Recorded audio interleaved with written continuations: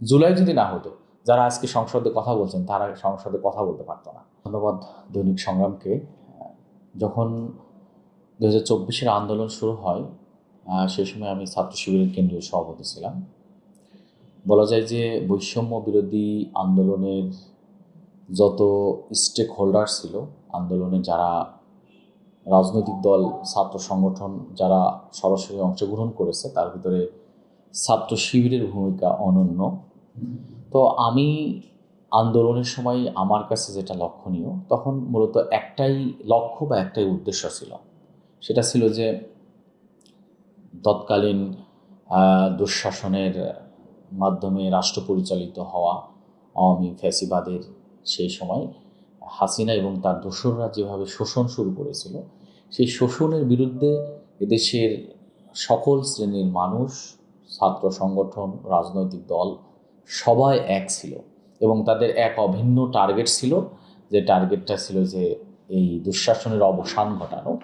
মূলত সেই টার্গেটকে সামনে রেখেই মূলত দল, মত, শ্রেণী, পেশা সব ভেদাভেদ ভুলেই মূলত একটা প্ল্যাটফর্মে আসে, যার নাম বৈষম্য বিরোধী ছাত্র আন্দোলন। সেই প্ল্যাটফর্মেই মাধ্যমেই আন্দোলন ঘটে এবং বিজয় লাভ করেন ছাত্র জনতা এবং ফ্যাসিবাদের দোসর হাসিনা এবং তার রিজিমকে বিদায় দেওয়া হয়। এখানে দেখেন একটাই কথা, সেটা হলো যে মূল লক্ষ্য ছিল দাসত্ব, দুঃশাসন, ফ্যাসিবাদ, এই সব কিছুর অবসান ঘটিয়ে মানবতার মুক্তি বা মানুষের কল্যাণ, সেটাই সবাই একমত হওয়ার কারণে মূলত সেই সময় সকল দলগুলা এক ছিল। পরবর্তীতে এসে মূলত বিজয়ের পরে এক ধরনের চাওয়া পাওয়া তৈরি হয়, যে চাওয়া পাওয়ার কারণে এখন এসে আমরা যেটা দেখতে পাচ্ছি যে বড় ধরনের পারস্পরিক অনৈক্য এবং ভেদাভেদের রাজনীতি শুরু হয়েছে।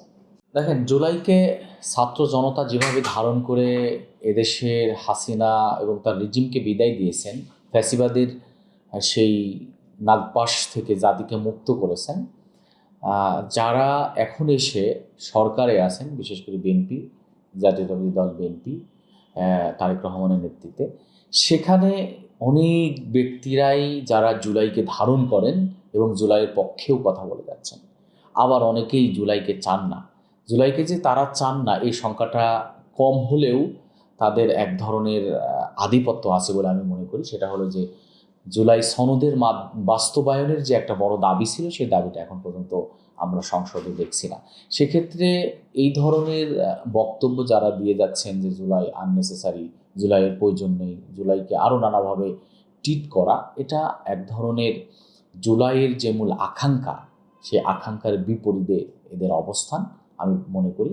সেই সাথে যারা জুলাইয়ে সক্রিয় মাঠে ছিল, তাদের যে চিন্তা চেতনা এবং জুলাই শহীদদের ত্যাগ, জুলাই যোদ্ধাদের ত্যাগ, আহত পঙ্গুত্ব, তাদের যে ত্যাগ, সেই ত্যাগকে অস্বীকার করা, যারা এই ধরনের বক্তব্য দিয়ে যাচ্ছেন, তারা ধারাবাহিকভাবেই এই ত্যাগী মানুষদেরকে অস্বীকার করে যাচ্ছেন।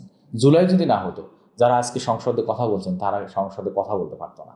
কিন্তু আজকে জুলাই এর মাধ্যমেই তাদের নেতা নেত্রীরা বিদেশ থেকে দেশে এসে সরকার গঠন, সরকারের প্রধান হওয়া এবং রাষ্ট্রের দায়িত্ব পালন করা, এত সুযোগ যে জুলাই সনদ বা জুলাইয়ের মাধ্যমেই সংগঠিত হয়েছে, সেই জুলাইকে আননেসেসারি করা এক ধরনের, আমি মনে করব যে প্রতারণা, এক ধরনের ঘাতক টাইপের। এবং অনেক ক্ষেত্রে আমি মনে করি যে এই ধরনের অনেক নেতারা আওয়ামী লীগের দূষর হিসেবে বিভিন্ন সময় কাজ করে আসছে।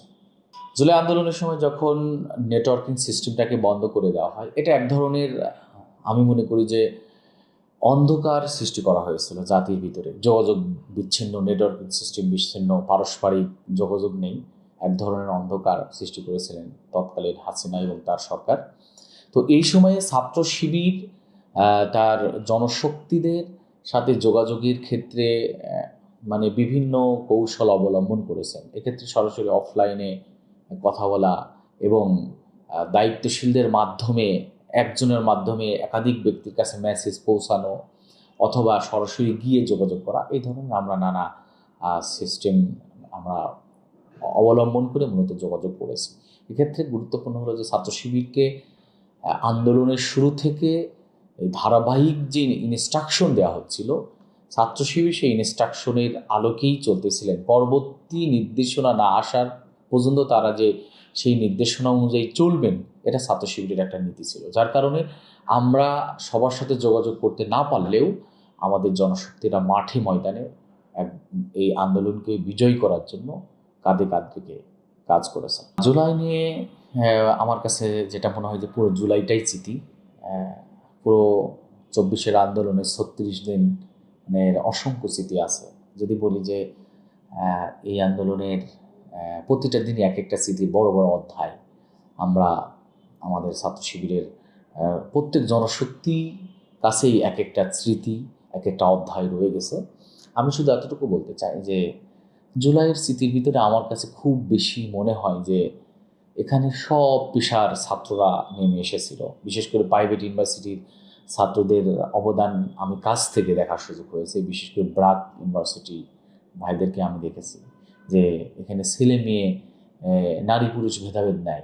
তারা যেভাবে একসাথে নেমে আন্দোলনে যেত, আমার একটা কথা খুব বেশি মনে পড়ে যে প্রাইভেট ইউনিভার্সিটির কিছু ভাইরা আমাদেরকে প্রশ্ন করেছিলেন যে ভাই, ছাত্র শিবির কি এই আন্দোলনে থাকবে?